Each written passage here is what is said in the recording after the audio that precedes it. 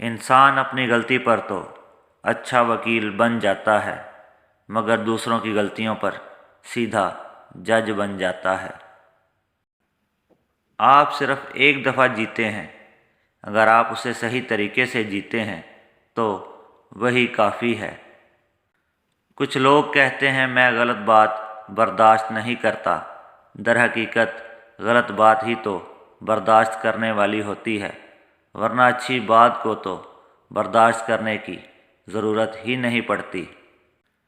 زندگی بڑی بے اعتبار سی چیز ہے، کون کب کہاں ساتھ چھوڑ جائے کوئی نہیں جانتا۔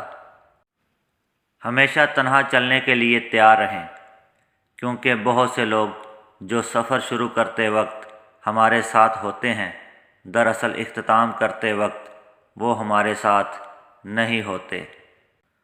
حد سے زیادہ احساس اور حد سے زیادہ سوچنے والے لوگ کبھی خوش نہیں رہ سکتے۔ بعض دفعہ زندگی ایک مقام پر آ کر ٹھہر جاتی ہے، کچھ سمجھ نہیں آتا کس طرف نکلیں، آگے یا پیچھے۔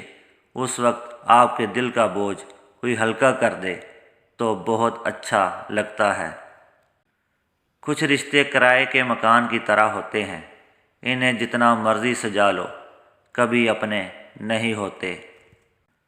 کچھ لوگ بھروسے کے لیے روتے ہیں اور کچھ لوگ بھروسہ کر کے روتے ہیں۔ ایک مسئلہ یہ بھی تو ہے ہمارا کہ ہم گفتگو کو سمجھنے کے لیے نہیں بلکہ جواب دینے کے لیے سنتے ہیں۔ مرد اگر ہاتھ چھڑا کر جانا چاہے تو ہاتھ بڑھا کر روک لو، ہو سکتا ہے وہ رک جائے، لیکن عورت اگر ہاتھ چھڑا کر جانا چاہے تو کبھی مت روکنا، کیونکہ وہ ہاتھ چھڑانے سے پہلے ہی جا چکی ہوتی ہے۔ رشتے خوبصورت آواز، اونچے مرتبے اور خوبصورت چہرے سے نہیں بنتے، بلکہ خوبصورت دل اور نہ ٹوٹنے والے بھروسے سے بنتے ہیں۔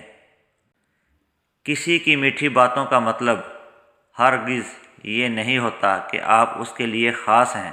بعض اوقات کبوتر کو کھلانے کے لیے نہیں بلکہ پکڑنے کے لیے دانہ ڈالا جاتا ہے۔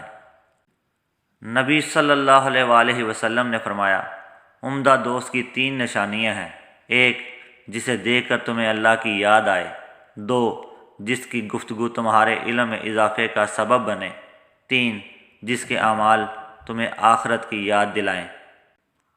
انسان کو وہی شے سب سے زیادہ تکلیف دیتی ہے جس کے بارے میں وہ زیادہ توقع رکھتا ہے، لیکن توقع صرف بندہ اپنے رب سے رکھے تو وہ اس کی تکلیف کو آسانی میں بدل دیتا ہے۔